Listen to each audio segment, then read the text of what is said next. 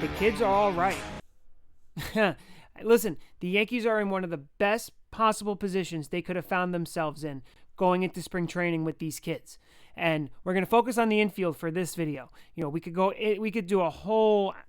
I could do an hour on Dominguez and making a case for why he should be up on opening day. But for right now, we're going to talk about Peraza and we're going to talk about Volpe. And the Yankees are in the greatest position because they have a glut of infielders. They have players with control. They have players that can move. And they have a situation where they can have a young double play combination up the middle in Peraza and Volpe. So first thing is first.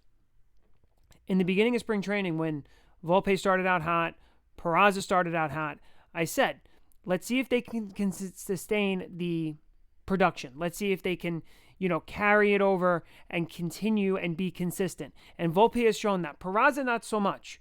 But Peraza was on the team last year. And if you remember the 1996 spring training, Derek Jeter struggled mightily in spring training. So sometimes you can't always put too much clout in spring training numbers. So I wouldn't put a lot of clout into Volpe's numbers, but I wouldn't put a lot of clout into Peraza's numbers either. So where's Volpe stand right now? So Volpe is blocked as of right now. You have DJ, you have IKF, you have Gleyber, and you have Donaldson in the infield. Now, it seems like IKF has been removed from the equation. He's already working with Nick Swisher to play the outfield. He hasn't started a game at short in the last 6 spring training games. It's either been Peraza or it's been Volpe. So the Yankees are telling you right now that one of these kids is going to win the job. That's the first thing. Now, the second thing is a touchy subject, and that's Gleyber Torres. Do you trade Gleyber? Because that would completely indicate that Volpe is going to make the team. In my estimation, I still think it's too early.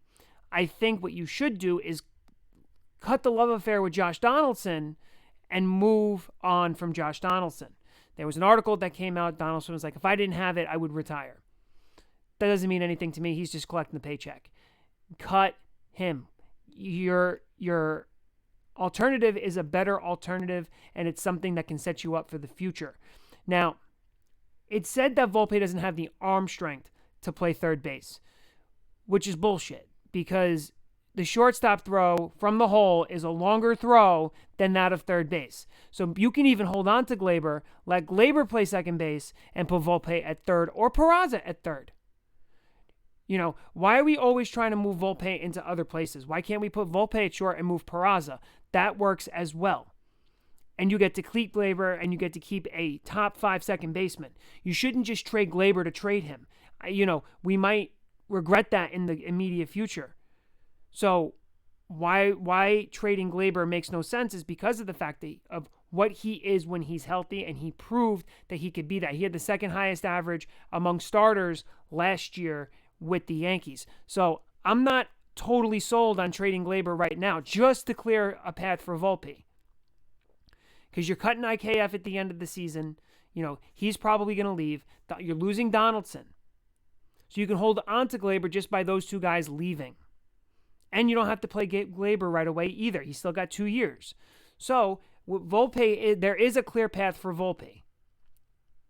So here's the other issue. The issue with bringing up Volpe is he has to start. He has to play. You're not going to bring him up to be a bench guy. You're not going to bring him up to be a guy that just sits there. Okay? You also got DJ as well that can play third. So you have this utility guy in DJ that can move around. Okay, so he's not stopping Volpe either.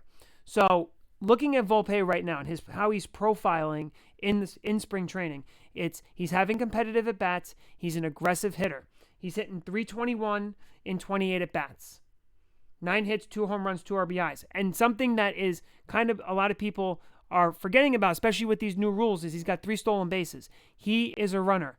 A lot of his highlights, if you look up his highlights on YouTube, a lot of them are him stealing bases. He's a burner. He could steal bases. He could steal second, steal third. He's a table setter.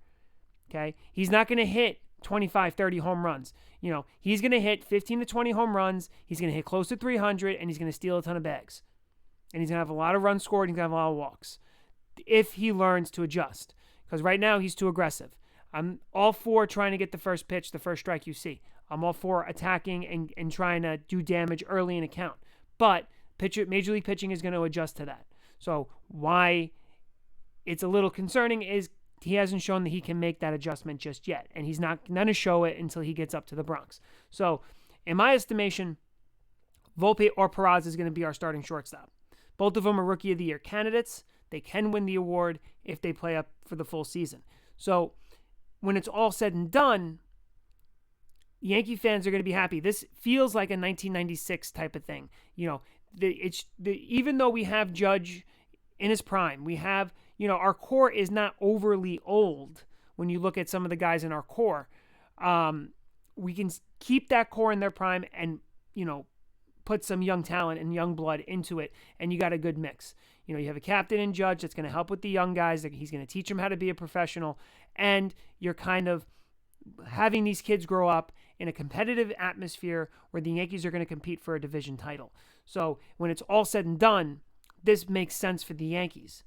Like I said, you don't have to cut your nose to spite your face to trade Gleyber just to make room. You know, you can even look to trade IKF. The Dodgers need a shortstop. There you go.